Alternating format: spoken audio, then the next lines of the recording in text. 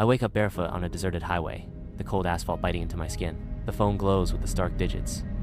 3:17 a.m., a gap in time I cannot account for. A matchbox rests in my trembling hand, alien and unknown. Headlights blind me as cars rush past, each a roaring threat in the night. Disoriented and terrified, the reality of my situation crashes down. In the dim light of my apartment, a camera is carefully positioned, ready to capture the secrets of the night. The lens focuses on the bed, where shadows dance in the glow of city lights filtering through the curtains. I awaken on a park bench, the night air a brutal caress against exposed skin. My fingers clutch a piece of paper, etched with an alien symbol. The symbol whispers familiarity, yet remains disturbingly foreign. Sunlight streams through the tall windows of the library, illuminating motes of dust as I sit hunched over a dusty table. My finger traces the symbol, finding it etched within the brittle pages of an ancient text. The faded script reveals an entity that feeds on time, requiring a human host to bridge worlds. A shiver runs down my spine as my blood runs cold. In the dim solitude of my apartment, I battle the encroaching darkness, struggling to keep my eyes open. Shadows twist and writhe in the corners of the room as unseen voices murmur from the void.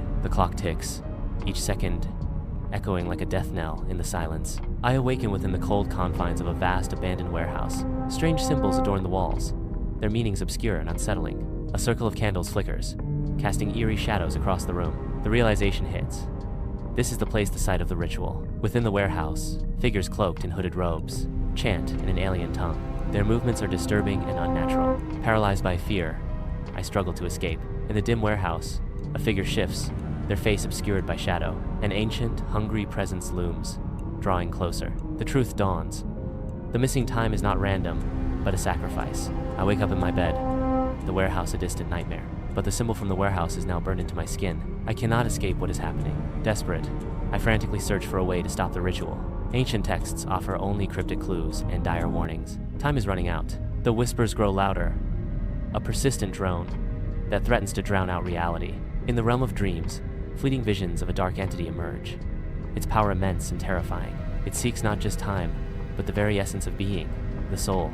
I return to the desolate warehouse, an invisible force pulling me in. Hooded figures stand silently, their growing chants filling the space. The air vibrates with an unseen energy. Darkness gathers as the entity begins to manifest, a vortex of shadows and murmurs. My life force ebbs away as I struggle against the entity's overwhelming power. I try to resist, but the entity is too powerful. In the vast expanse of the warehouse, a sudden realization dawns.